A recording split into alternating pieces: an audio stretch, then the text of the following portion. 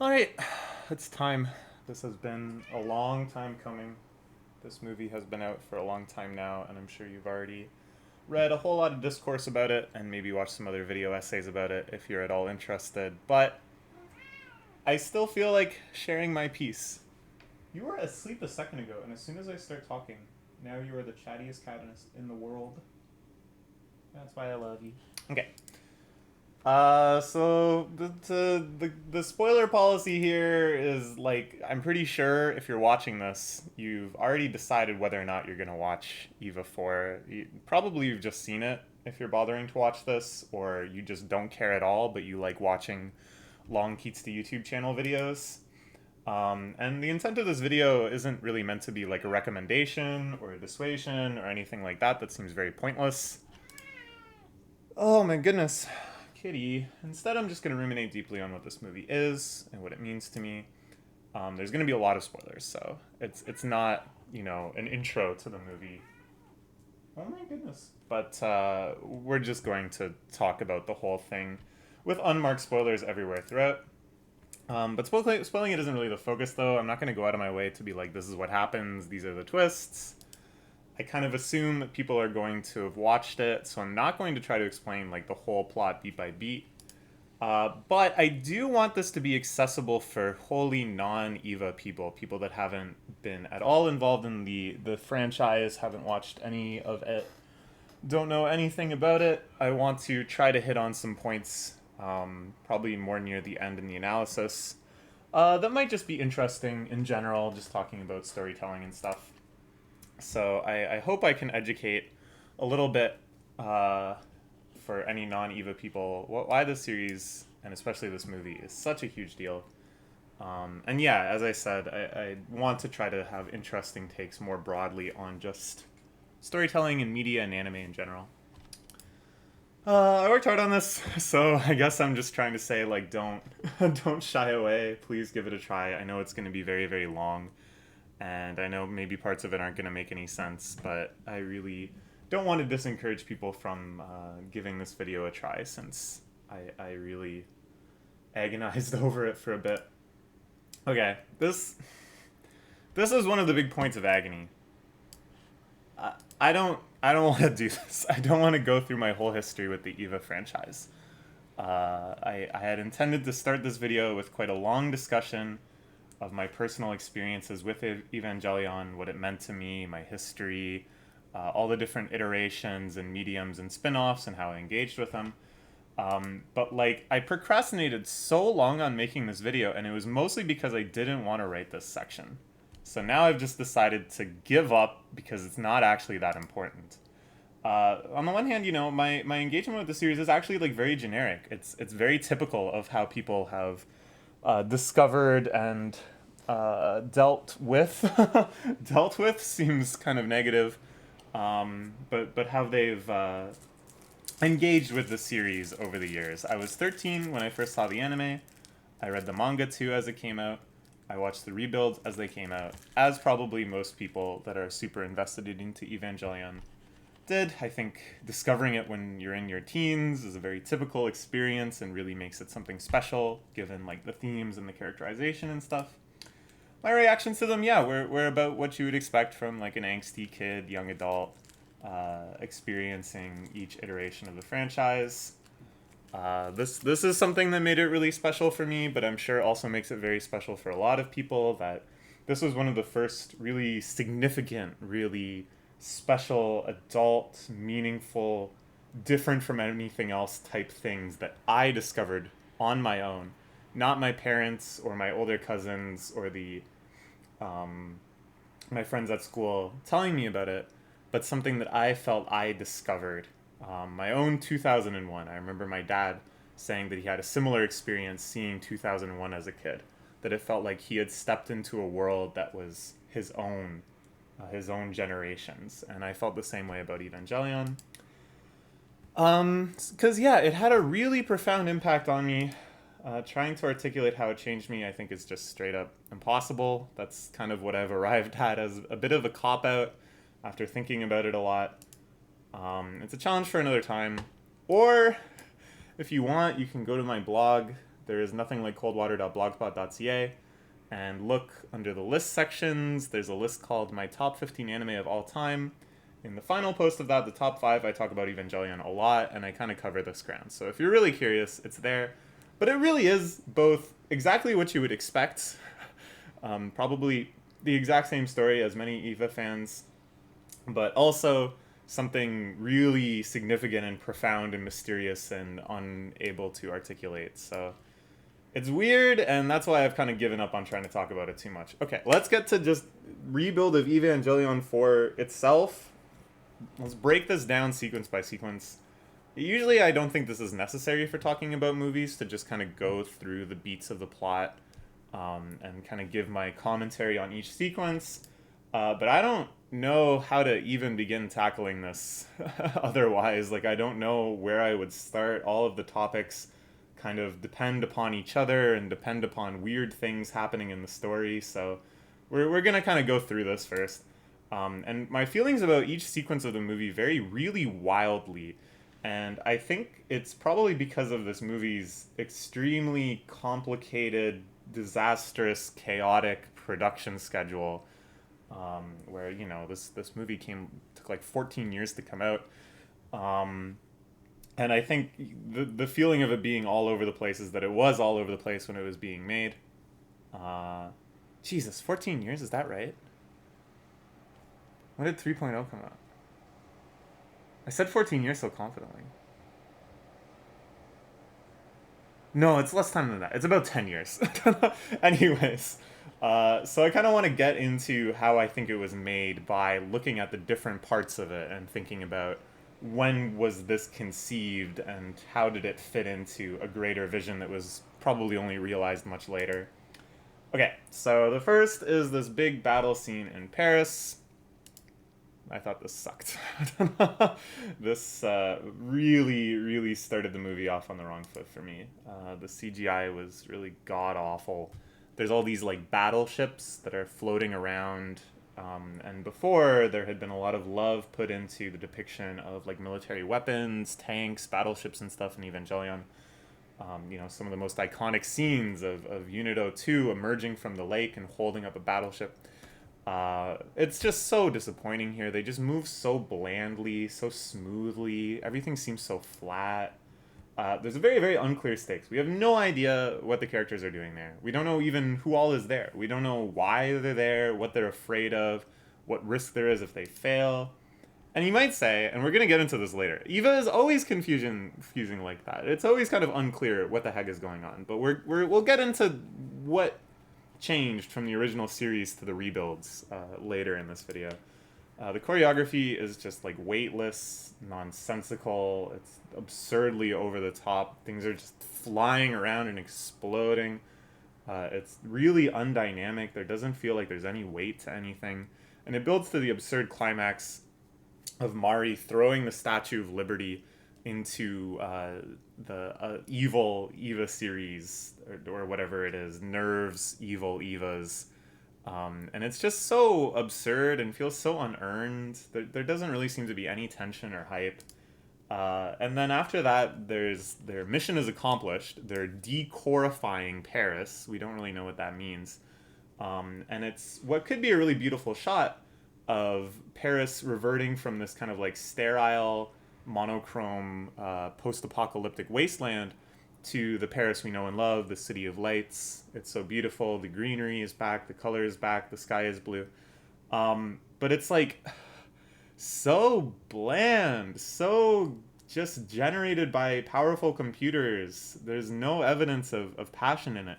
Compare it to the climax of Daikon 4, where all the trees are blooming and all the flowers are bursting out of the ground and stuff. Just the impact of that through the animation is 100-fold better than this, made, 4 decades later. It really just felt like they needed to have an action scene right at the start. I don't see any point to this sequence at all. It doesn't really teach us anything because it's too confusing. There's no characterization. There's no character growth. It's not really entertaining in and of itself. I think they just had Anno felt like, people aren't going to be engaged unless there's action right out of the gate.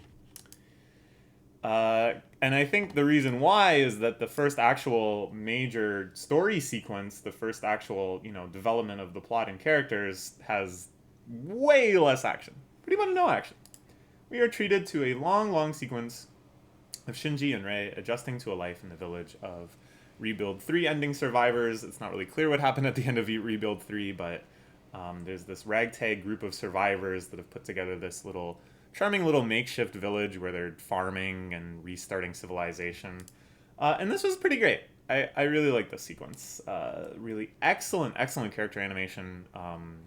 The production of this movie is really all over the map, but you can tell a lot of love and care went into bringing this village to life, went into showing the personalities of the characters and stuff, and that to me is beautiful. That to me really hits home with what I love about anime. Wonderful cinematography, these absolutely charming and blissful musical montages, just slowly establishing the atmosphere beat by beat. I was so impressed. I thought, this is it. This is the Anno that studied so dutifully under Miyazaki, that understands the appeal of Gainax, that understands the appeal of building a world that feels livable. Nice smooth pasting, this Miyazaki-ness, idyllicness. The soundtracking was excellent here. But it could be better. It could be better. It was good, but it could be better, this whole sequence. So Reikyu, I think, was super underdeveloped in 3.0. It was just kind of like one beat with the character over and over again. And it felt like a plot point, right? That Shinji was like, I cannot connect to this new Rei. I'm so isolated and alienated until Kawaru comes along. Oh my goodness, you little boy. And what? And so now that we're expected to kind of really become invested and compelled by her journey to personhood of discovering the village life and learning about things and connecting with people. What? He's literally just sitting there yelling at... I think it's because I'm talking, but he doesn't understand who I'm talking to. So he thinks I'm talking to him. Oh my goodness. You loud little cat. Do you want to come and sit on my lap? Is that what you want? Oh my gosh. Big flop. Okay. What? Okay, see ya. What? Alright. But yeah, it just doesn't feel like there's any sort of contrast here. It doesn't feel like, oh, now she's escaped into a better life or whatever, because we barely knew her before. But there's like a heart to it. There's an intent to have a heart to it that I can appreciate, but it just kind of falls flat. And, it's just Shinji moping in a corner and not engaging with anything, and Asuka yelling at him. This has been played out literally like 5 times now, this exact dynamic. It doesn't really take advantage of the new setting or of all of the things that have transpired between them. It's just the exact same.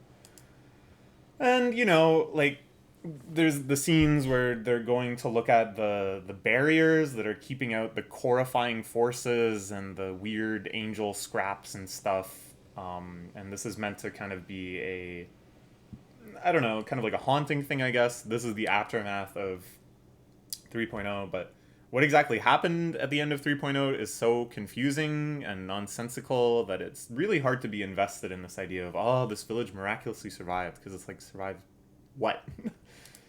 And we don't really understand, like, are they good? Is this like one of the last villages on Earth, or is humanity all over rebuilding? Are they like at risk? Like, what is the risk? What is threatening them? Is this kind of like a perilous life on the edge of another tragedy, or are things like good now? We have no idea. And like there was a big revelation, Masato and Kaiji, they had a son. But like, why? We don't really care, because we're really disconnected from those characters at this point. They haven't really been in the plot or being characterized very much for multiple movies now, so... Okay, sure, they've got a son. There he is. There's no real development of the characters or anything. There's no like twist. There's no tragedy where they start seeing the village suffer. There's no real revelations. There's no undercurrents of tension that people in the village secretly resent them. None of that. There's no real depth to it. It's just nice. Everything is just lovely, but it just kind of plays itself out as this long sequence entirely just set up to be like, wow, isn't it so tragic that Rei dies because she was really just starting to become human, and that entire thing in itself is just to motivate Shinji to get up off his butt and do something because Rei died. So it's the whole thing is that's the only impact it has. There's no dimensionality to it. It's literally just isn't Rei having a lovely time.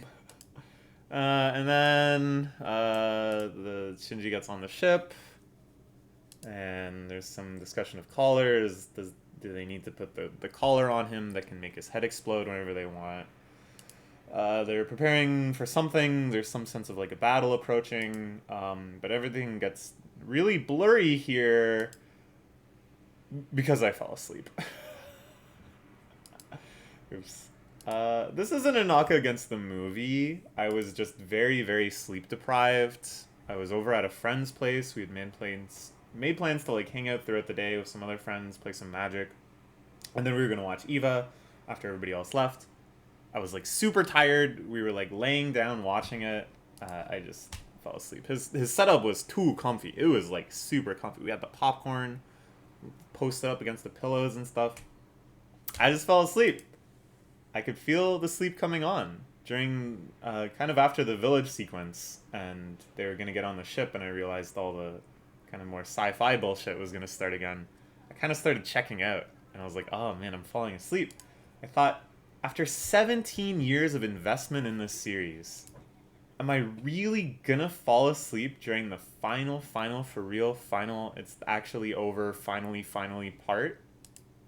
What if I wake up like halfway later and then there's spoilers, and then now I've kind of tarnished my viewing experience because I know what's gonna happen.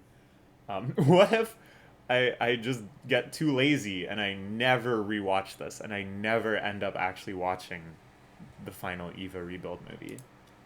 Or maybe I should sleep though, because assuming I will watch it later, I should have my first experience when I'm like awake and engaged and I can follow stuff.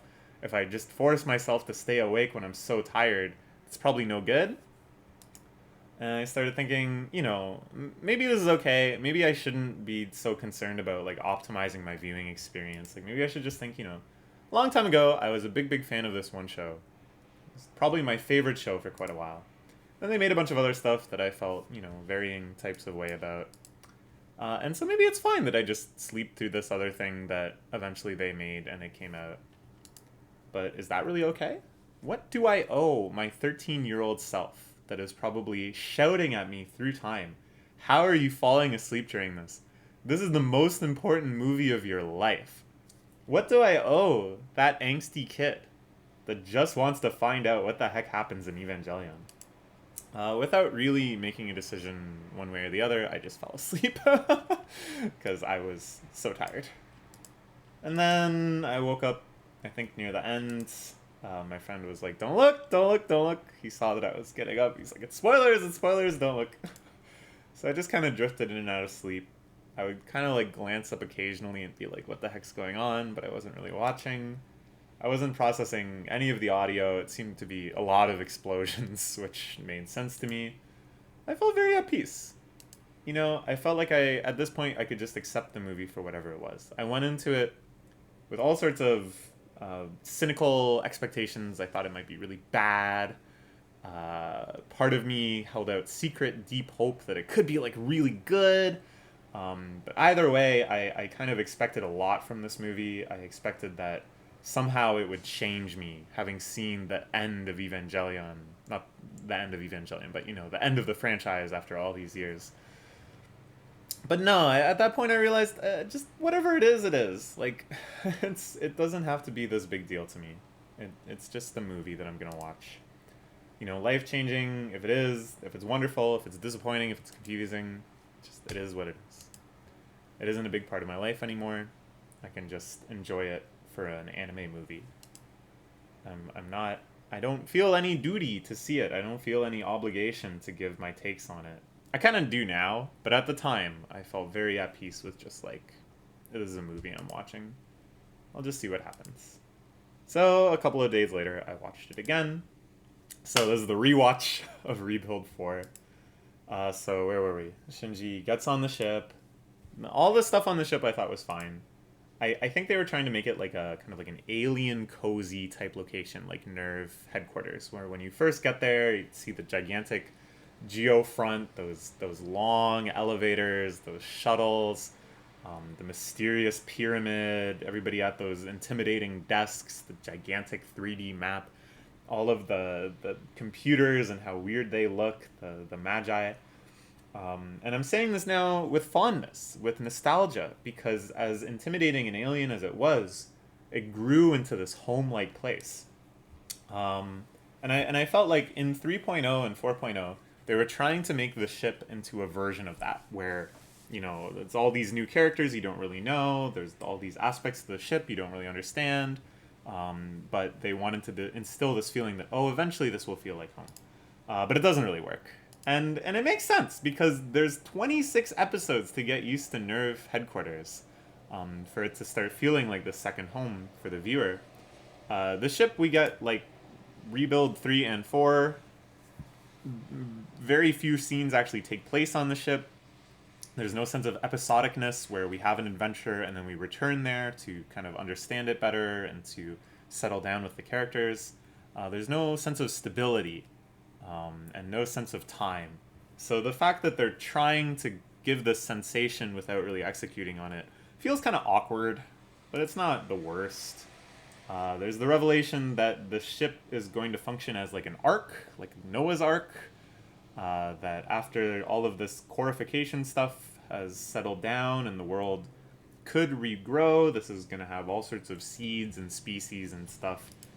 But there's no real payoff to that or anything. It's just kind of like neat, and for some reason it's Kaiji's plan to do this. Doesn't make any sense. Kaiji had, like, he grew the watermelons, I guess, but he's just some guy. He's not like a biologist. Generally, the character of the ship, what necessitates it from our cast, undermines the characterization. What it necessitates from our cast. That is, like, the Kaiji thing is a great example. That he's somehow some forward-thinking biologist that prepared all of these seed samples is kind of just silly and doesn't really sound like the Kaiji we know and love. And Misato as this hard-boiled, no-nonsense captain of the ship that is kind of like an action hero star and is jumping around, giving orders and shouting "fire the cannons" and stuff. It just doesn't feel like her. So it really undoes any sort of comfiness and familiarity that it was supposed to build up. But we'll get more into the characterization later. Then there's the scene where the big ship is fighting other ships. I thought this was also really bad. This was just as bad as the opening action sequence, because again, no sense of scale, no sense of location, of impact. There's no real choreography to this at all. It's just ships moving at some speed, no sense of speed really, in some kind of weird cloudy storm void thing, shooting at each other and stuff. Everything is in this boring, smooth, auto-tweened CG. If you don't know what I mean by that, this is something really essential to computer graphics animation. In Shirobako, they give a brilliant example of it. Look, now he's settled down and sleepy. What the heck is up with this cat? In Shirobako, they give an example that I think really illustrates it, but I can explain it roughly. Like, if you have an object that has to go from like here to here, you can, in CGI, the easiest way to do it is to like translate it from here to here and then have it auto-tween, auto-generate all of the frames smoothly from here to here at an even distribution. Or if you want to convey that it's moving fast, you could have it like pause and then accelerate, you know? Or pause and then decelerate to kind of have this like rushing to a stop type effect. You can do all sorts of things to convey impact and speed and weight and momentum. And they didn't do any of them, which is so weird because the previous rebuild movies were so excellent at this. And it just feels so lazy that they just have like the default movements. Oh, even the missile firing shots. Man, ever since Daikon 3, this is something that Gainax has excelled at. Look at the dynamicism of the circuses. That's what they call them. It's named after someone. I can't think of the guy's name, but it's the somebody's circus, the Kinemata circus or something, where the missiles are flying around and you kind of track the missiles, and there's this great sense of the camera kind of racing against the missiles, and they're all twisting around and stuff. If you've watched anime, you've seen it a million times to varying degrees of satisfaction and sakuga and sublimity. And here, there's just nothing. It's just flat. And again, in Daikon 3, which was made by Anno and like 5 other people in the early 80s, they were able to get a much better effect on this sort of shot than now. It's so disappointing. Only the explosions are good. And they were just like the minimum level of good for Anno. Like they weren't anything special. It's just that every Gainax, or I guess now Studio Kara explosion is like really, really good. Like they understand how to do that. But again, they just kind of phoned it in. It's just as good as every explosion is. There's nothing really special about them. But after this was a sequence I liked. The Evas land on Nerve headquarters. They fight various things. I don't even understand what's going on in the plot here, but I think this part was still way, way, way better, and probably my highlight overall for action scenes in the movie. So what makes it better? There was an established setting, the iconic Nerve Pyramid. So you understood the scale of the fights and the relative locations of the characters. This feels extremely basic, but it completely changes how a fight sequence plays out. Like, there's this clear intent for the characters. I need to get from here to over there and do a thing, and this stuff is trying to stop me. It's so... that sounds like super simplistic, but it's profoundly different than, like, I'm gonna buy time for you to do something by just like endlessly fighting like a wave of things. Do you see how that's different? In one, you're trying to like cover a ground. The focus character, the protagonist character, has an action they need to take that has obstacles in the way. Versus, there's a central location that you're trying to protect, and it's unfeasible to show the scale of like everything moving in on you. So it's just an endless array of like shooting stuff, and it's not really clear. Are you stopping all of them? Are you stopping enough of them? How much time do we need to buy? It's like totally arbitrary. It's like the difference between God help me, I'm about to use like a sports analogy, trying to get the football over the line and everyone's trying to stop you. You're trying to get the touchdown.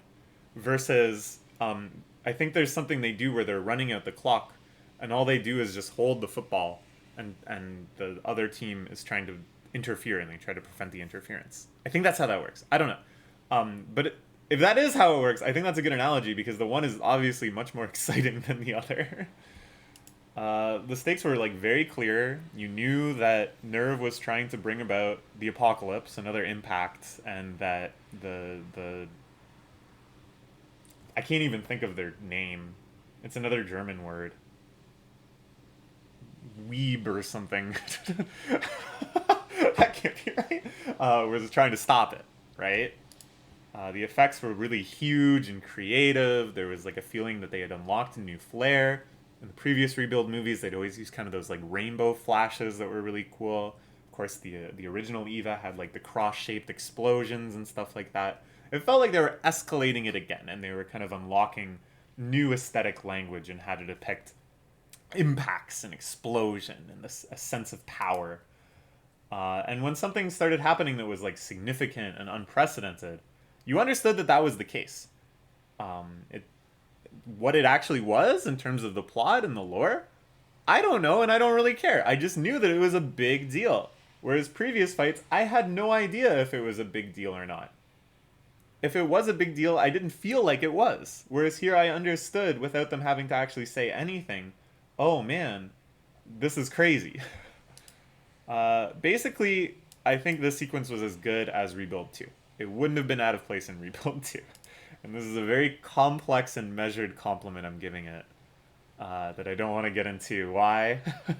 The fact that this would still be an insult in some people's minds is fine. To me, that's a compliment. That this is up to the par of Rebuild 2. Alright, then we get into Gendo Time.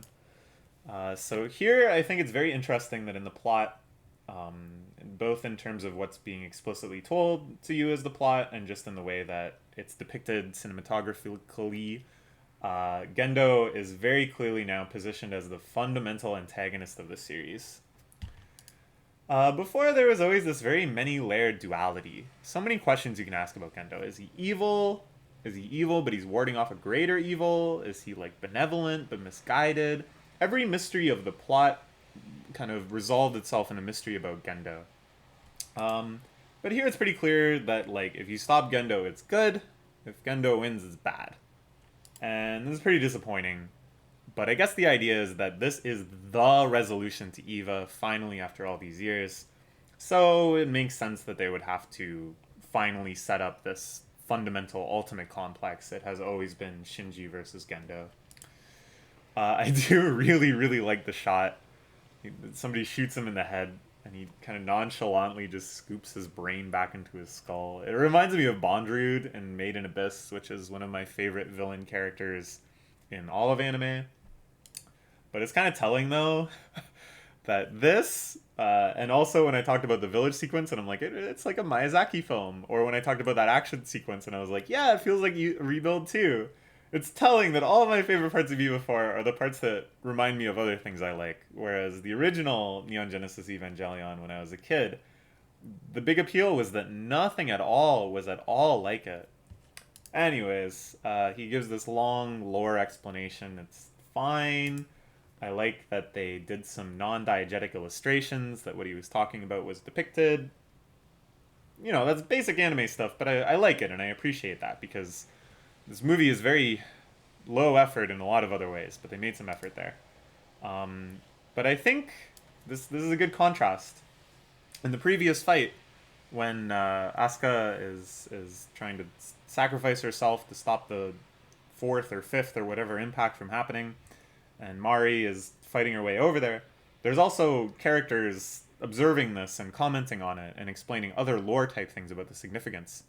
And I think that was a much better delivery of lore, because you feel a growing gravity to what you're seeing. And it's an immediate payoff.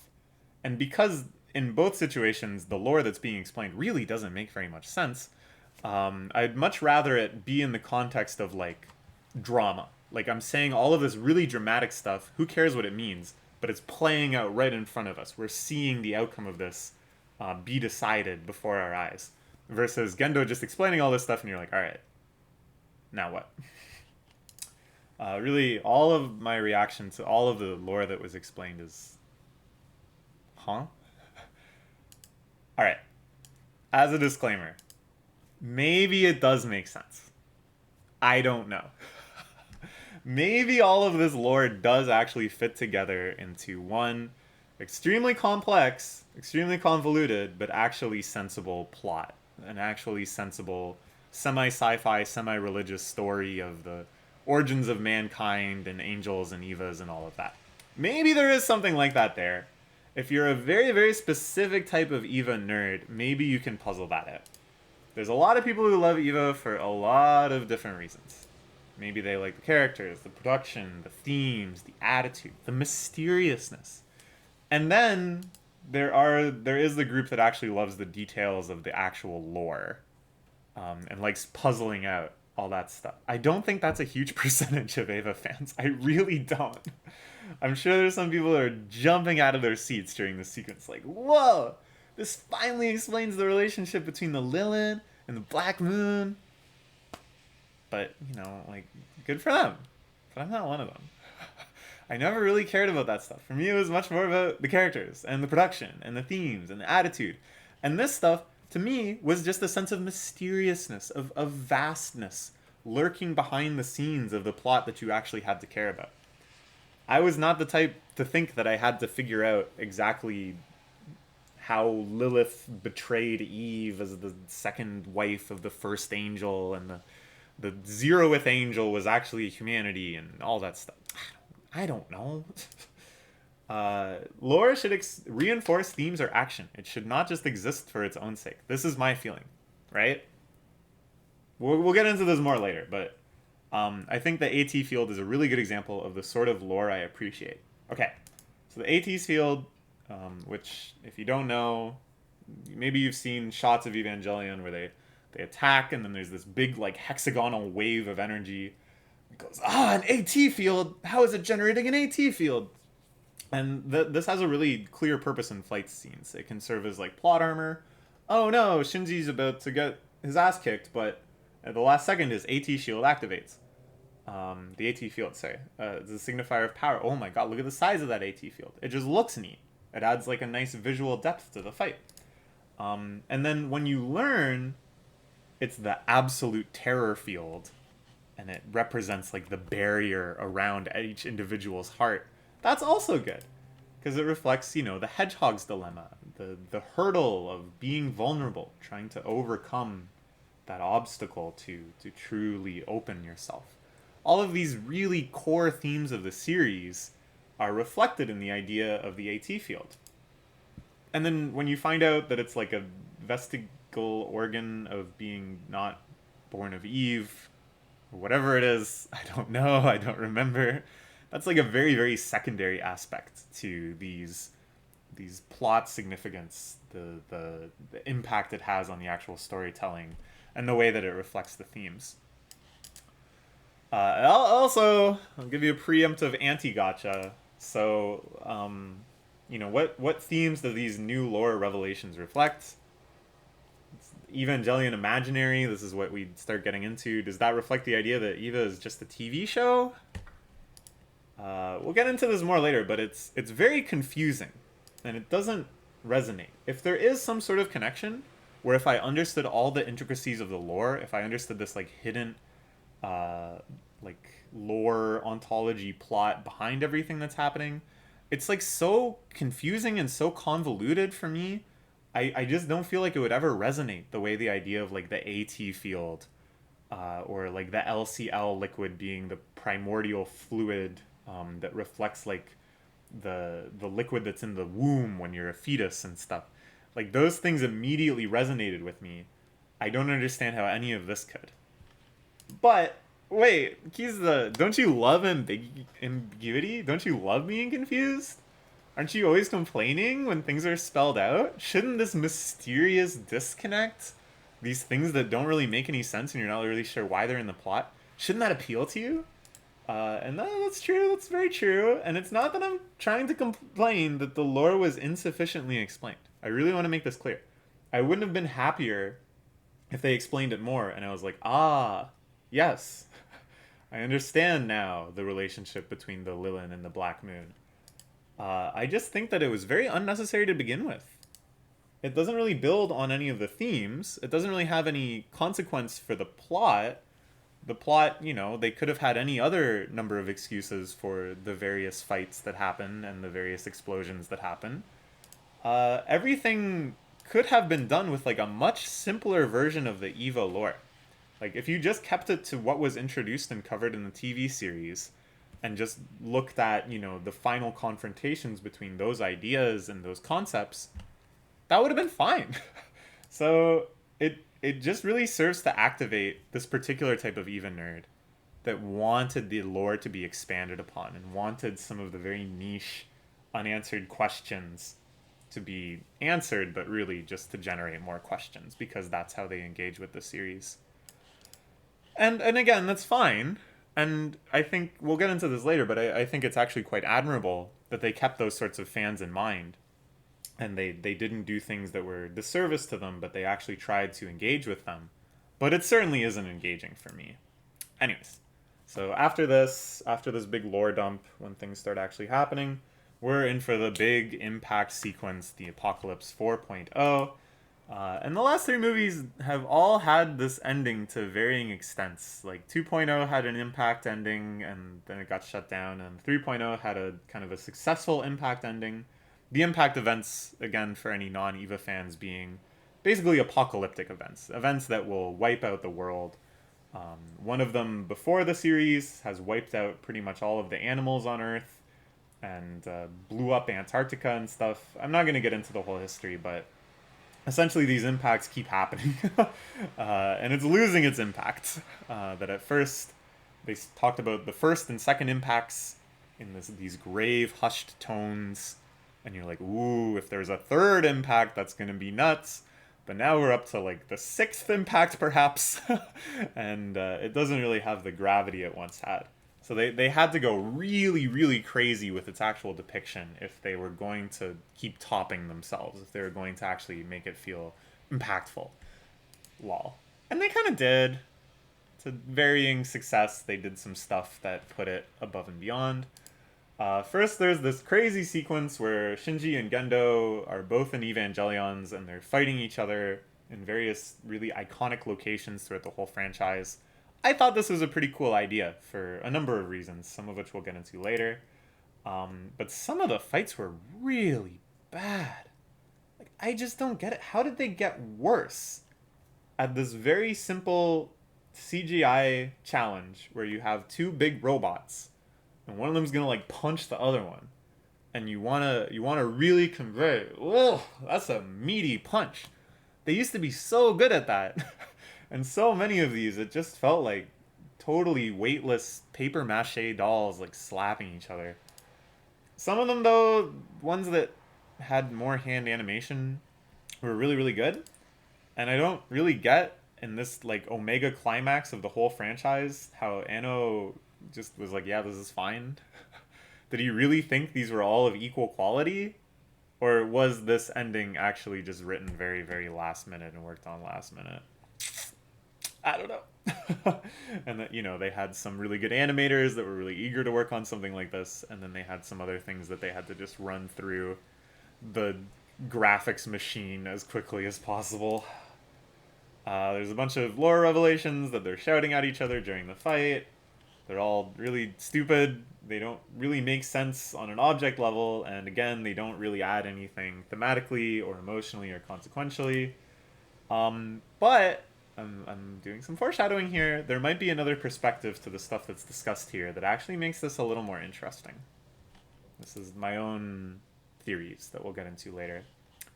A major aspect of all of these big impact sequences is a huge sensory overload, that they're just a barrage, auditorily, visually, emotionally. It's just a hyper stimulus.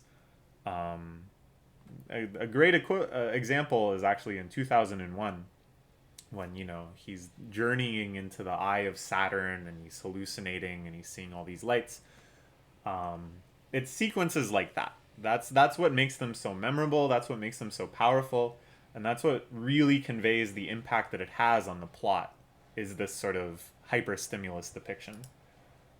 So here, the obligatory sensory overload, everything exploding and changing sequences, didn't really hit at all.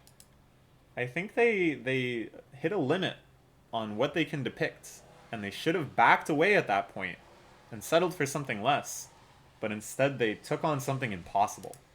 Okay, so in the end of Evangelion, there's a big climactic sequence at the end where everybody kind of turns into Tang. That's the joke. And it's a depiction of the third impact and the human instrumentality project and all of that. Everything that the plot has been building towards. And this is one of the most famous sequences in all of animation. And for a very, very good reason. It is an absolutely legendary feat of animation. It just looks so good.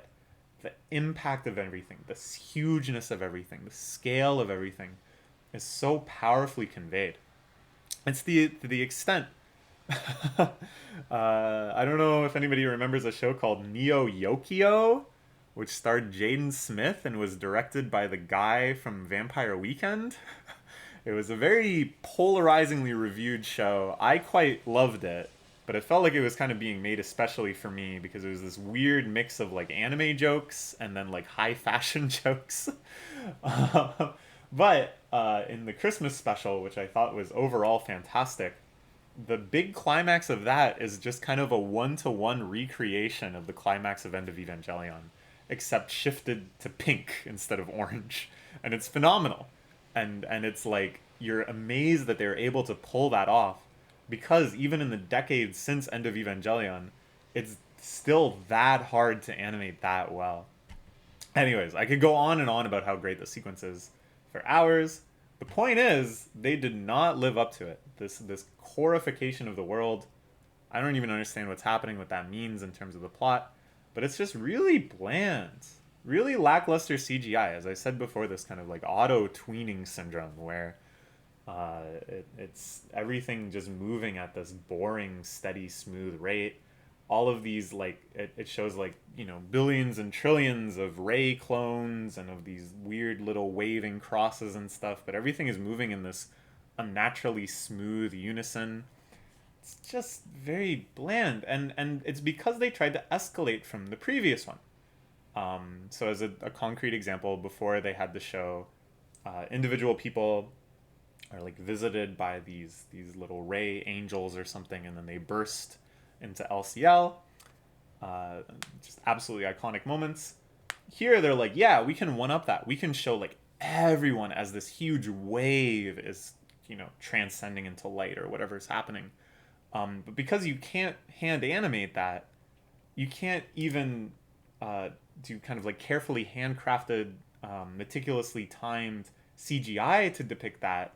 This was the only thing that was left to them to depict a scene of this scale. And it's like really disappointing because the previous rebuilds, especially 2.0, were masterpieces of CGI. They really captured this idea of like, we're going beyond the limits of animation. We're conveying all the beautiful qualities of hand-drawn animation, but we're doing things that are impossible.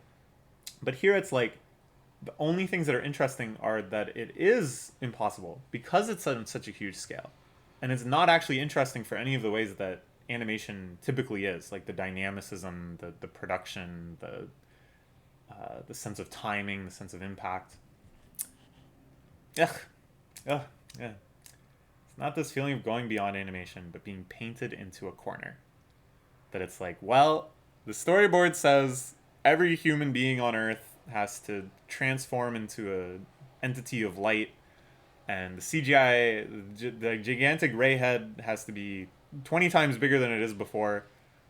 The only way we can do this is to just kind of make the computer do it, and they, why not just not do it? Then there's a long sequence where we learn for the first time the backstory of Gendo. This was actually good. This was really solid. It wasn't at all shocking or surprising. There was no twists, and that was a relief. It was just very well directed, very well paced. Generally, I think in this movie, all of the non-action sequences are better directed than all of the action sequences. Like, the best action sequence still has worse direction than the best non-action sequence. It did a nice job of like reinforcing the importance of past icons, like Shinji's cassette player, and kind of pangs the heart a little bit to be like, oh, that's why he valued that so highly. It's not a twist. It's not weird. It's not shocking. You're just like, okay. It actually connected to the themes and actions in the rest of the story. It was information that was conveyed to you with a purpose. What a concept. Instead of learning on and on about Evangelion Unit 13 has both this and that in it. So now it's an arbiter of the apocalypse, and because it has 4 spears and 4 arms, it can open a door to the lake of Gulf and separate the psyche. No, we're just gonna learn why Gendo is the way he is. Whoa. It really did connect well to Gendo as we knew him. It like made sense. It was expansive characterization that didn't feel like it betrayed previous characterization, which is something this movie does all too infrequently. It makes me think that Anno actually had planned this part a long time ago. That probably right from the start of the rebuilds, he was like, I'm going to characterize Gendo more. I'm going to show his backstory. And this is something he had in mind that far back. Because it does not jive with any of the other ideas he came up with for EVA 4. Alright, and then, so we've settled things with Gendo. Shinji has been given the driver's seat for the impact for the 5th or 6th time. He's the orchestrator of all instrumentality.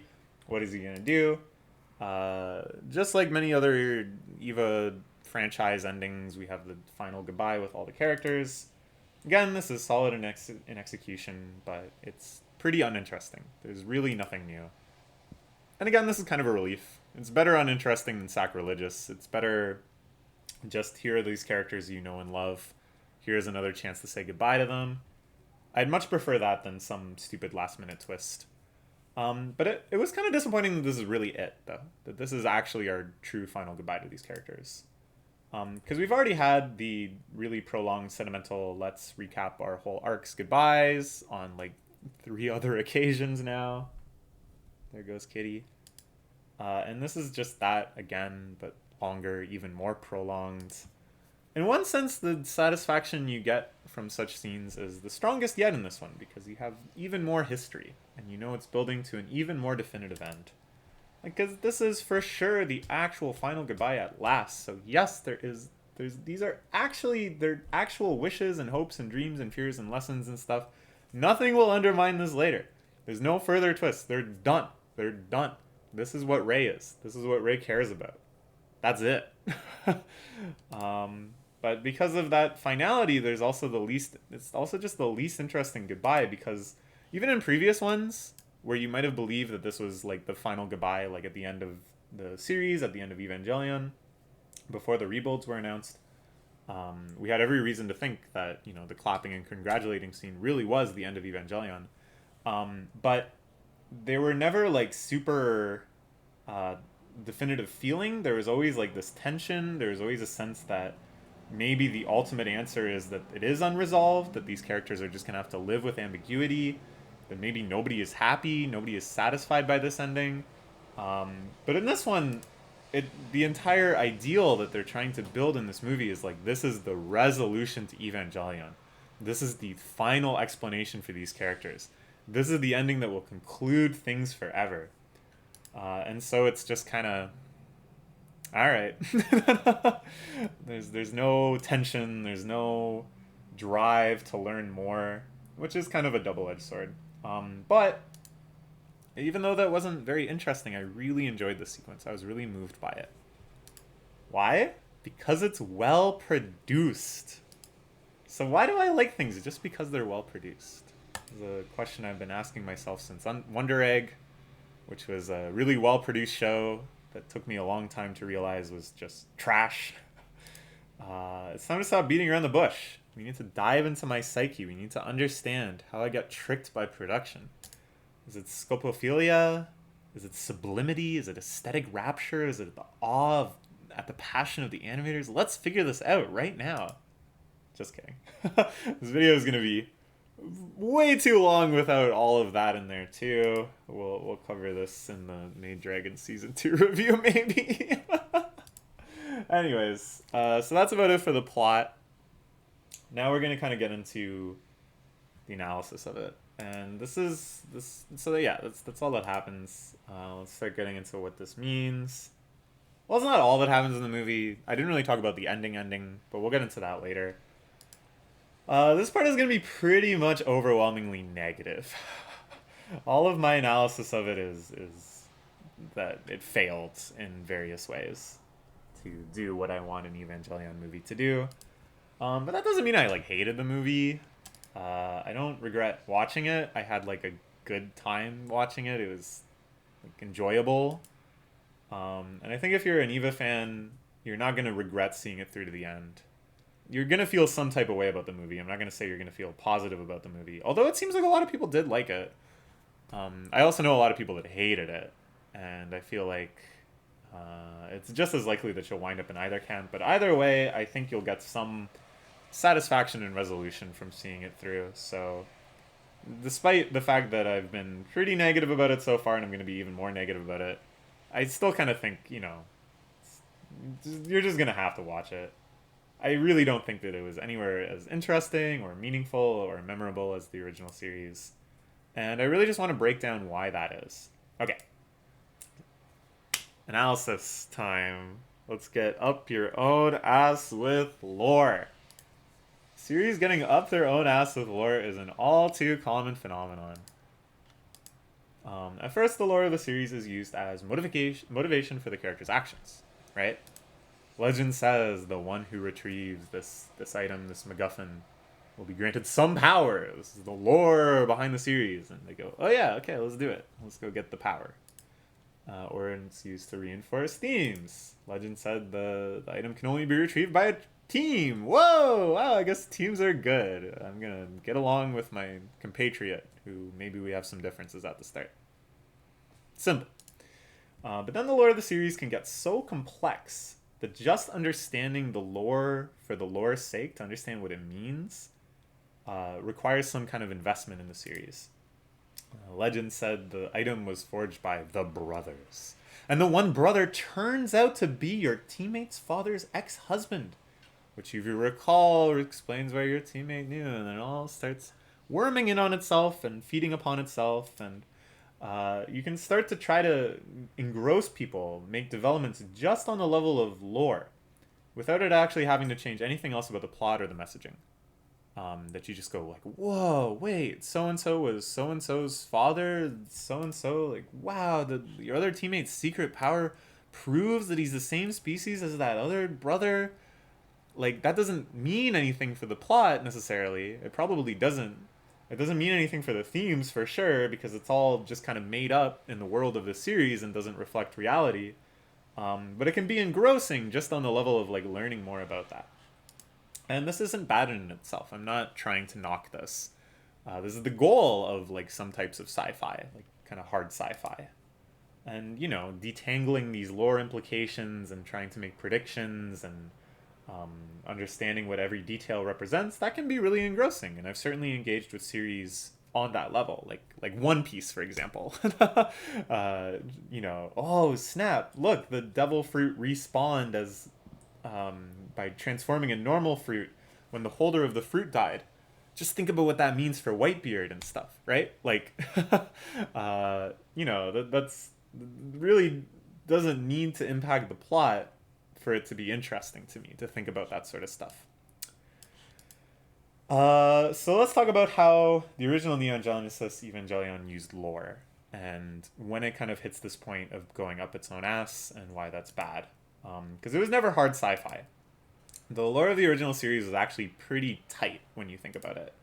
They tossed in all this Judeo-Christian iconography and names and stuff, but that was just to kind of give them this sense of like a head start, where you already have some kind of like weightiness and associations built into seeing these things and hearing these things. Like, you weren't really meant to understand the biblical implications of what was happening. You just needed to know that it was like biblical scale. Like, this is dealing with things on the level that the Bible deals with them. The investment that you were meant to have in the lore, the extent to which you were meant to understand the lore and engage with it, was very straightforward. The Eva is fighting the angel to prevent the third impact. What is an Eva? What is an angel? What is the third impact? That doesn't really matter. The third impact is bad. You're trying to stop it. That's easy. And then, you're like, what the heck? What is this weird thing in the basement? It's terrifying. And is the Eva not, like, a robot? Is there, like, flesh and stuff in it? And what the heck happened to you? What the heck happened to my mom? What is that weird thing in that briefcase? The answer to these questions are less important than the plot and the theme and the character impact. That is, you start to wonder, is Shinji actually doing a good thing? Or is Nerve kind of manipulating Shinji to their own ends? Will the Eva be able to beat the angels because or despite the fact that it's like his mom or something? Like, we don't really understand what the relationship between Shinji's mom and the Eva is necessarily, or Shinji's mom and Rei for that matter. But you understand that it could either like unlock Shinji's true power, or it could cause him to be unable to pilot the Eva. You know that there's some significance to the core tension of the plot, to the core conflict between Eva and Angel. Even the Human Instrumentality Project, which is like the accumulation of all the lore in the series, and something that throughout the series has only been mentioned in these very hushed, mysterious tones, when it actually manifests and starts happening in the plot, it's presented with this characterization thematic focus. Is this what Shinji wants? And, you know, the answer to that is based on Shinji's developing philosophy throughout the series. It's not about, oh, this is the resurrection of the Black Moon, and Rei, who is Yui, who is Lilith, who is the manifestation of Gendo's guilt, is now absorbing the power of the Lance of Logan. It doesn't, that none of that stuff really matters. It's just about, oh, Shinji has been given this godlike power. What is he gonna do with it? Right? That's the real impact of the third impact. So what happens in Rebuild where it starts going up its own butt? You're supposed to care about the nuances of this lore behind the lore. Things like Unit 13 and the time loops and various types of instrumentality and the origins of mankind and the Lilith and the Black Moon and all that jazz. All of that is supposed to matter now. You're supposed to care about which way these things go, because that's what's driving the plot. Before, there was stuff that was on the very fringes of lore that wasn't very well explained, like Adam and Seelie and the Dead Sea Scrolls, these hushed tones type things. And I think more than, actually being invested in what happens with them, they were just meant to represent this kind of like beyond, like a mystery beyond what you understand is happening now. A sense of like depth and wonder that you feel like, ooh, even if I understand angels versus Eva, there's forces beyond that as well. But now we're so far past all of that stuff. Things like Seelie and Adam are either like fundamental or irrelevant or something. It's really disorienting to have leapt past the mysterious zone into now I have to care about stuff even more mysterious than that. It just doesn't make sense. The whole point was Shinji's feelings and actions and how they were informed by his understanding of the lore. Now the point is to make some other implication about some other point of lore, like, oh, does the existence of EVA Unit 13 imply that Evangelion Imaginary is actually more or less powerful or something? And there's no real reason to care because Shinji also doesn't understand these things. His feelings and actions become very disjoint with the settings. It's just these kind of like parallel stories of this insane complex ontology, this new religion that explains the origins of the world in terms of angels and Evas, and also this confused kid just kind of stumbling around in a robot, fighting people, and it's unclear if anyone understands why. But it's worse than just not understanding the plot. You start to become disconnected from the iconography. It's not just there to inform the plot and stakes, but your entire engagement with the film. Because before, it was very clear that you had an iconographic investment in the series. You have an emotional response to the events on screen without having to have them explained, right? So before, there was this thing called an angel, and it was huge and intimidating and frightening on its own. When it exploded, it turned into a cross, and we felt like that, not even that it meant something, but it had that weight on its own. You saw the Kabbalistic tree of life on Gendo's floor, and you knew what that was, and you're like, that's a big deal in like occultist Christianity. That has some weight on its own. There's this weird little fetus in the briefcase, and they're like, that's Adam, and you're like, oh shit, that guy's important on its own. Here, though, they're trying to go beyond that, and they want things to have weight based on the lore they've created, and not just your own reactions. A reflection of a reflection, something that demands you care about something that you thought at first was just window dressing. So I got a great example, the Lance of Loganus, okay? In the original series, I call this guy Adam. Was he Adam? Or was he Lilith? the big creepy thing in the basement that's all crucified, and it has this spear sticking in it. We see this many, many times throughout the series, way down in Terminal Dogma, which is the place, if the angels get to it, it triggers the third impact. And you're like, what? Whoa, what the? Oh shit. Yo, what is that? That thing looks crazy. What is that sticking out of there? And you found out the name, and you're like, oh shit. The Lance of Loganus, that's the spear that pierced Jesus' side while he's being crucified. That's fucking hype. This thing is a big deal. That must be a big deal. Right? And then, near the end, there's that, like, semi-invincible angel that's just mind-breaking Asuka, and they're like, Ray, get the spear, and she gets the spear, and she chucks it, and it just wipes out the angel, and you're like, oh shit, that thing is so powerful. It has like a plot implication. It has a very clear lore significance. It's just friggin' sweet. Uh, and then in the Rebuild series, the spear and then spears plural get really lightsaberized. So by Rebuild 4, there's like 6 spears, and they all look different, and they all have different names. They can do stuff like rip apart reality or trigger impacts. They can also just make a new one, and any sense of like iconicness of it is just lost.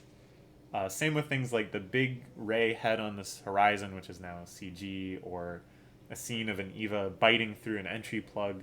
These really iconic images that used to just hit on their own, just based on knowing who Ray is as a character, or knowing that if the entry tube gets bitten in half, it's going to be bad for the person inside, now have such complex lore implications that it's just it just means nothing. It's just none of this means anything. Sorry, I'm just checking my Discord messages. Alright. Like, in the end, if there's some like big lore surprise that we're supposed to care about, we just can't. It's like, huh? I have a hard time even imagining that the diehard Eva fans that follow all of the lore super intensely and go on like Eva Geeks and stuff and theorize, I imagine they're just also saying, huh? Because it's so convoluted at this point that there's just like no impact to be made left. Just exhausted and worn down by an overload of things that used to be a big deal. So I've heard cited many times, I think from Red Letter Media first, that this is kind of what happens with lightsabers. I think this is the archetypal example of something that used to feel cool and impactful, and it now is just thrown at you in so many bizarre ways and contexts that it just doesn't hit. Like, imagine being told this is the strongest lightsaber in the world or the universe. It's forged from plasmadium crystals by Masajedum, the best Jedi swordsmith. You'd just be like, what? This is just less cool than when it was just like a laser sword that cuts everything and like blocks bullets and stuff. Now, to be expected to care about all this lore behind it just really devalues how cool it could be. And I think this is what happens in later Star Wars movies. I don't know. I haven't seen any of the Disney Star Wars movies. I don't know why I chose this as an example. But hopefully, if you have seen them, and I am correct about what happens in them, you'll be like, oh, now I get it. This is top tier video essaying. Just guessing if I can make an analogy. Alright, whatever. Okay, moving on. It's just really disappointing near the end, that an Eva could show up, which in the original series was huge and mattered a lot in terms of like lore and aesthetics and everything. And now an Eva shows up and I'm just like, all right, so what? Oh, it's Unit 17. You don't say. All right then. And even worse than this lore kind of twisting itself and going up its own ass is characters going up their own ass too. It's not what it sounds like, but it's definitely worse than what it sounds like. In the original series, everyone was very deeply flawed, and dysfunctional. And this appears to an extent here. It's not like the characters are perfect and goody-goody or whatever.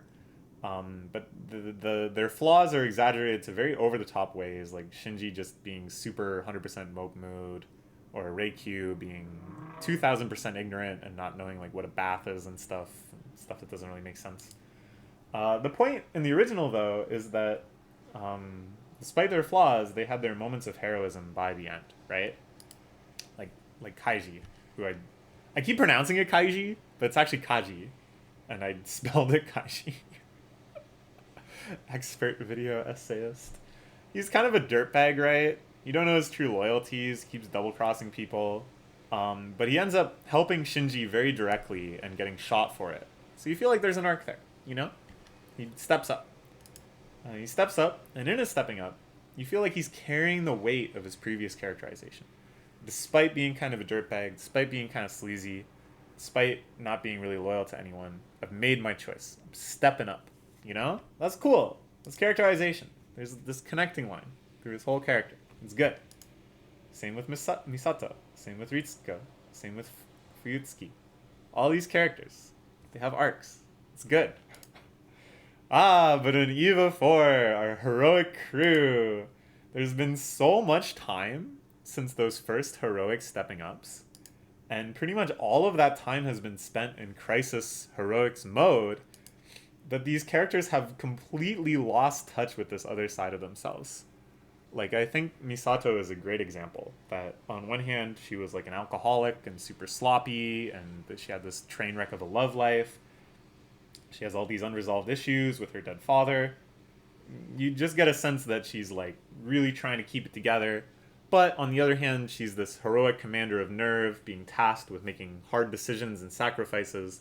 And this duality plays out really nicely throughout the series, all the way up until the end, where even then she's doing weird stuff with Shinji, and you're not really sure what her motivations are anymore, and it's all very wonderfully complex. But in the rebuilds, especially since Rebuild 3, there's none of that. She's just like a superhero. She's been in this mode of just what used to be just one aspect of her character that was offset by these other ones. Now it's just that one aspect the whole time. And it's really boring. Everyone is basically just kind of like a robot. They're just fighting with all they've got to save the Earth or destroy the Earth or whatever they're doing. Their motivations have been distilled either to nothing, they're just doing it still, or they just keep picturing someone they love. My son. Sure.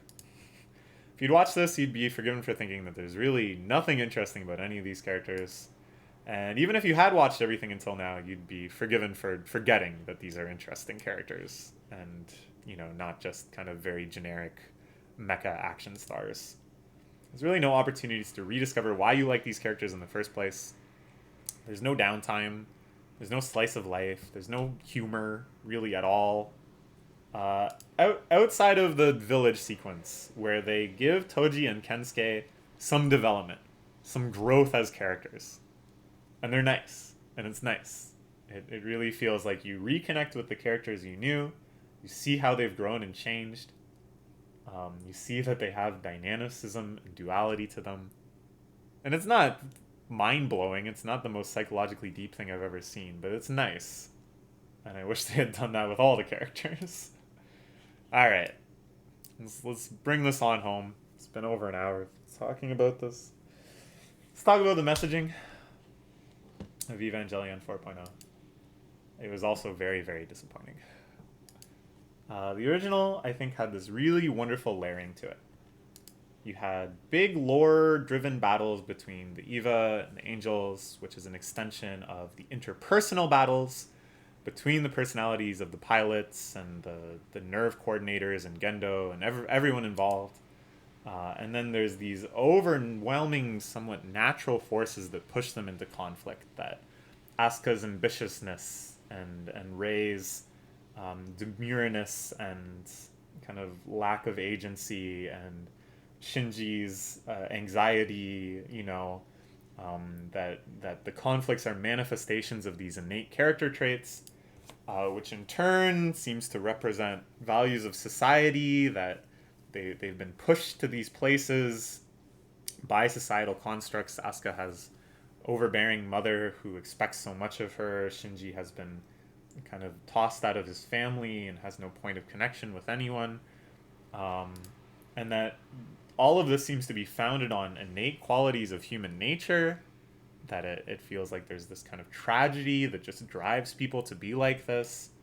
And the tragedies of this human nature, the Eva versus Angel battles, are trying to supernaturally resolve via instrumentality, that this is Gendo's ultimate dream, is to overcome the tragedies of being human through this mysterious project of instrumentality.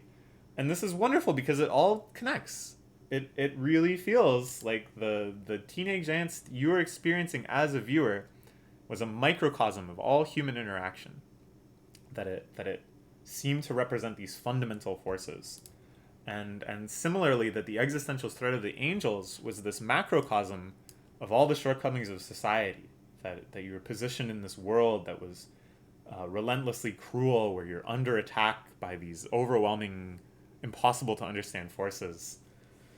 That, you know, if you felt like that about the real world in which you lived, it would really resonate. And the complexities of instrumentality and all of the mysteries around it and the ambiguity of what it would actually do, that represented the challenge, but not the not impossible challenge of overcoming what felt like inherent tragedies in humanity.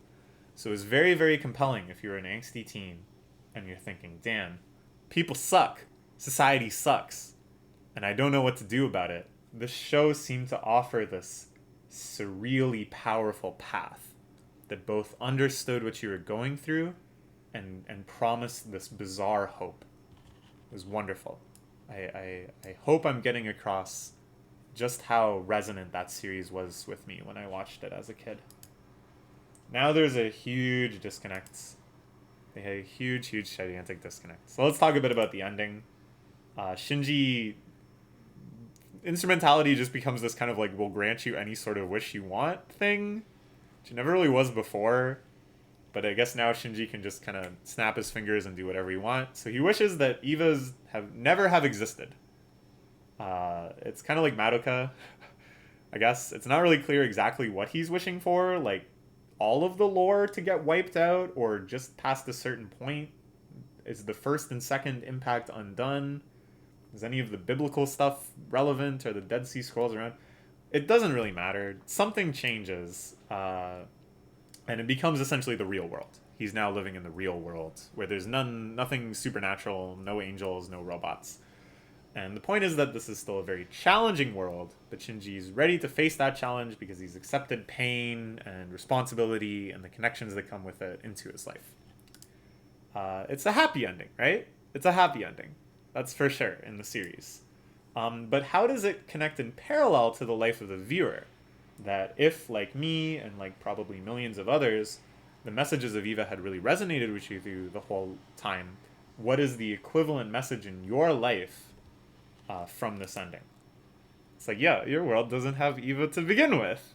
It doesn't have madmen trying to instrumentalize society. So you should just be good right from the jump. Right? Like, Shinji was struggling with all this stuff that maybe you, the viewer, are struggling with too. But then he wished Evas out of existence, and it's like, all right, now your life is okay. So if you didn't have Evas to start with, right? Is there something I'm missing, or is it just like a really crappy message? So can we say this is a happy ending for us too? Because it's not just that Shinji wished Evas out of existence, he had this like character growth. Now I'm okay with facing my responsibilities of being a human being connecting with other human beings. It's it's kind of like stirring. It's a hopeful ending. You can be like Shinji and confidently face the real future. But there's really no additional message besides just like grin and bear it. It doesn't really feel like anything's changed. Because at the beginning of the series, what was Shinji doing? He was just trying to bear it. Like, he hasn't really learned anything. Now he's just like, yeah, okay. I'm gonna grin and bear it. So what does this movie actually say about life? I think my teenage angsty self would be very, very disappointed by a message of like, well, everything as you know it is fine. Just get over yourself. You don't have the existential threat of angels. So in your life, you can just kind of get over it, and now things are fine. And actually, my angsty, hyper leftist adult self is even more disappointed. It's not that I expected it to go full Marxist and talk about the real evils of society and how Shinji uses instrumentality to enact global luxury communism. And I get that if he did do something like that and make it into some magical utopian state, then that it would kind of seem like Gendo was right for trying to use instrumentality to have some sort of metaphysical revolution, which is not the message they want to express with the series. So they couldn't really have done it. But but now more than ever, in these trying times, in these unprecedented times, like, how can they do this? How can they make a movie where the happy ending is now Shinji is in the real world and gets to live a normal life? is that is that really what they're trying to spin as a happy ending? I guess the consolation is that he has his waifu now. Anyways, all right. So let's take a look through another lens at this ending, which is the hyper-personal meta-interpretation. Maybe another way to think about Evangelion is to abandon the idea that this was ever about any sort of greater societal message. Maybe it resonated with you on that level, but maybe we should just abandon the idea that that was ever the intent. And instead just think of it as Anno's own personal psychology being explored.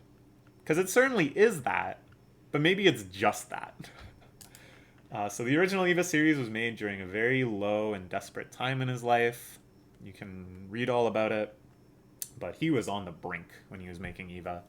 And it's about that. It struggled with questions about one's place in the world, what connections you can make with other people, all these things that Anno himself really was having a hard time dealing with.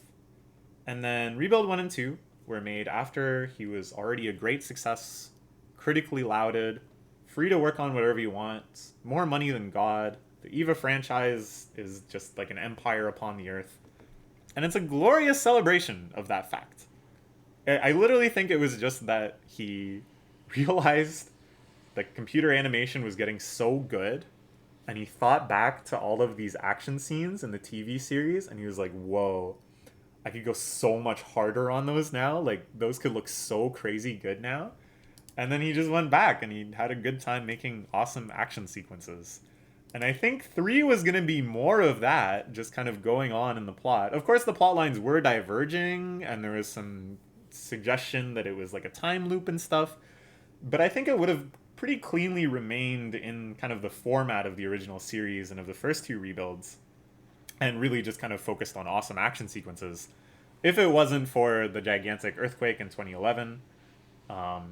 Which completely set back Studio Khara's progress, and my understanding is made Anno scrap everything and start over again. And the message in Rebuild 3 is certainly shit sucks, but it isn't so much kind of like a psychological exploration of shit sucks.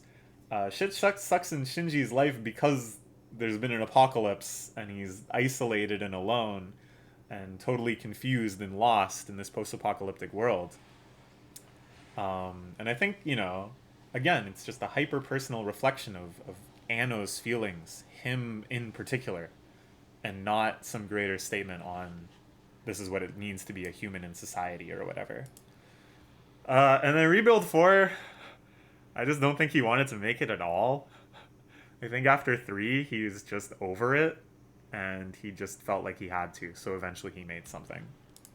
This is very evident if you watch, it's called like The Life of an Artist, I believe. It's a series of documentaries put out by a TV station in Japan. They did an episode on Anno that ended up taking 4 years to record, that aired right around when Eva 4 actually came out. And the overwhelming feeling I got while watching it is that, like, Anno doesn't want to do this. Anno doesn't want to be here. He cannot for the life of him figure out how he's going to do this in a way that feels right. And he just feels this overwhelming sense that he has to finish it. So what is the message of a movie that doesn't want to be made, where the creator doesn't want to make it?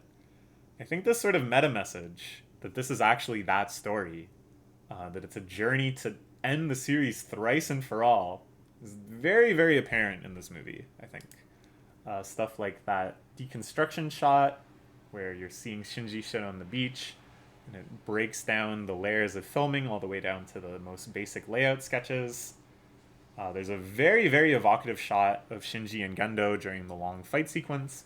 It seems like they're surrounded by production documents, that they're in like an anime studio putting together a storyboard for an anime. There's also the scene where they're fighting in Misato's apartment, and and the walls fall away, and it's revealed to be a stage with cameras on it. All of this really explicitly encourages a meta reading, right? Especially Shinji vowing to remake the world, and it flashes all the title cards of all the different episodes and rebuilds and everything before it. And Ray literally says Neon Genesis. Like, I think it's pretty clearly some sort of meta story on some level, right? And I think on a meta level, this is kind of the story of Anno meeting his wife. They married in 2002. This is well after End of Evangelion finished, but well before he got the idea to start the rebuilds. And I think this is basically why Anno is in a good mood now, why he's happy. It's because he loves his wife, and he loves his life now, and he's a massive success, and he can just kind of do whatever he wants, besides the fact that he had to make EVA 4. And I think this is him trying to tell that story of how he achieved happiness. Mari is basically standing for his wife. They look kind of similar, and if you've read his wife's manga about her relationship with Anno, there's some similarities. It's not one-to-one, of course. The characters are obviously very different. But the way they treat each other, I think, kind of has some overlap. So the story of Gendo meeting Yui and Gendo's flashback is really the story of Anno meeting his wife. And when Shinji rejects the idea of EVA existing indefinitely because he knows he doesn't need supernatural things, he doesn't need instrumentality to be happy, he's just going to confront life as it is. This is really the same as Anno saying, now I can have happiness outside of manically creating anime. I can be done with Evangelion. I probably was done with it 10 years ago. I was done with it the day I met my wife, perhaps. It's over. This is pretty simplistic, right? This is like a very basic Romana Clef point-to-point analogy type reading, but it holds up. I can't think of really any counter evidence to this being the intended message of EVA 4. But I'm not like impressed by this. I don't think it's good because it's meta. I'm not like, wow, it's secretly a story about making the movie itself. That to me on its own doesn't do much, and I think it's pretty uninteresting and poorly executed as this sort of meta story.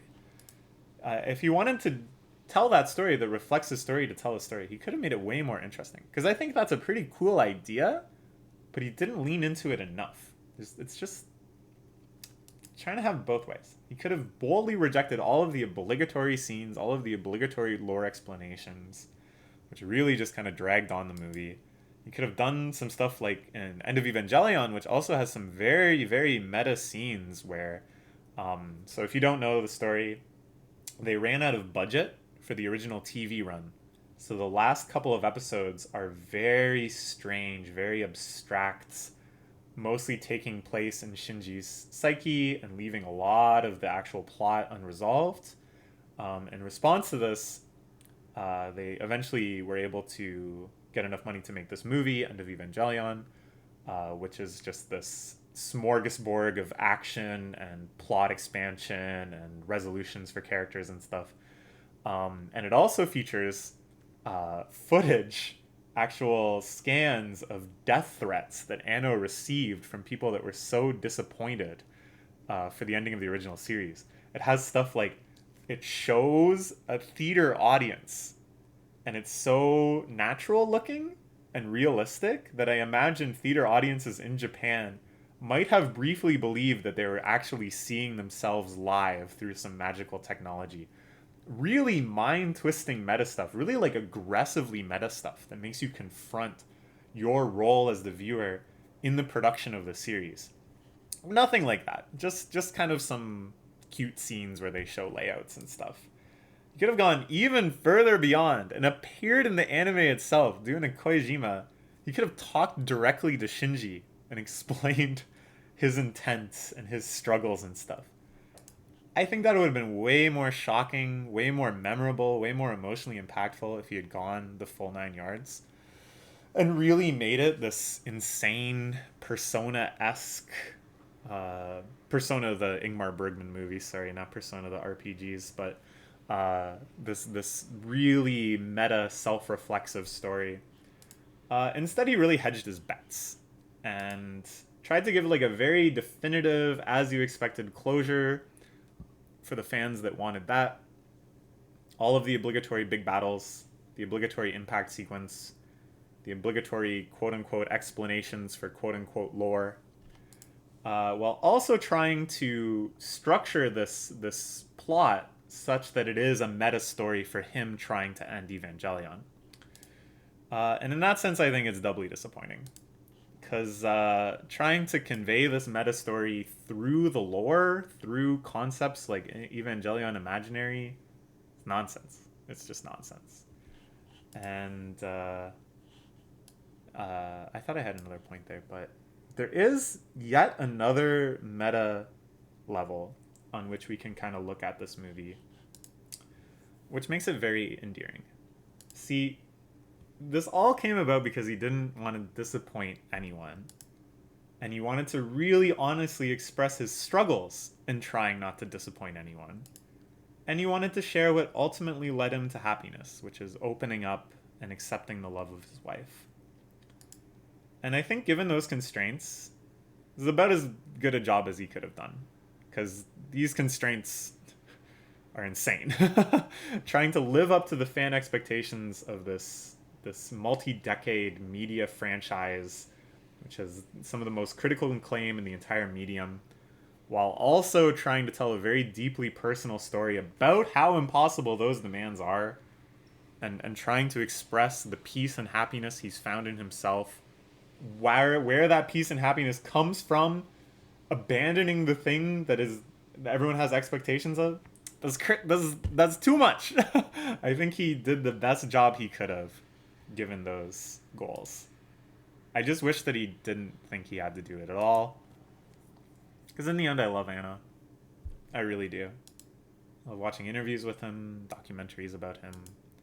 I love that he was able to make something as deeply vulnerable and intimate as the original Neon Genesis Evangelion.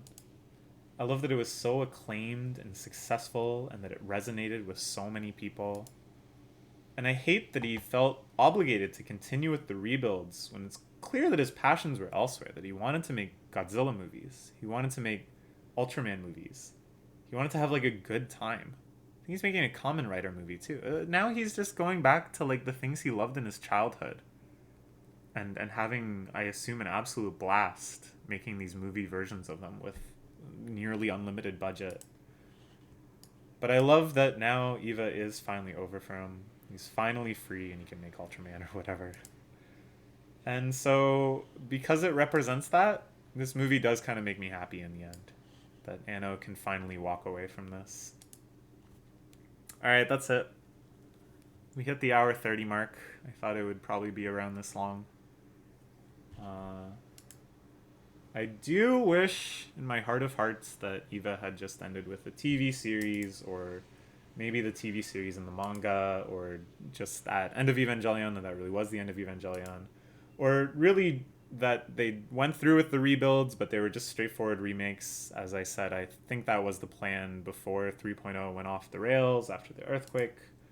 But it's not like I'm mourning that media. It's not like that media is lost. These are all still wonderful classics. I really do like the first two rebuild movies. And now it has this bizarre, sometimes good, but mostly disappointing footnote. That doesn't feel inappropriate to me.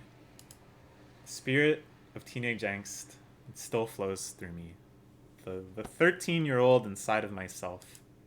Isn't it only right that the energies that drove me to love this series so much in the first place transforms by this point to something so disjoint? Like, would I really want the problems I had at 13, the things that were so resonant and compelling to me then, to still be so compelling to me now?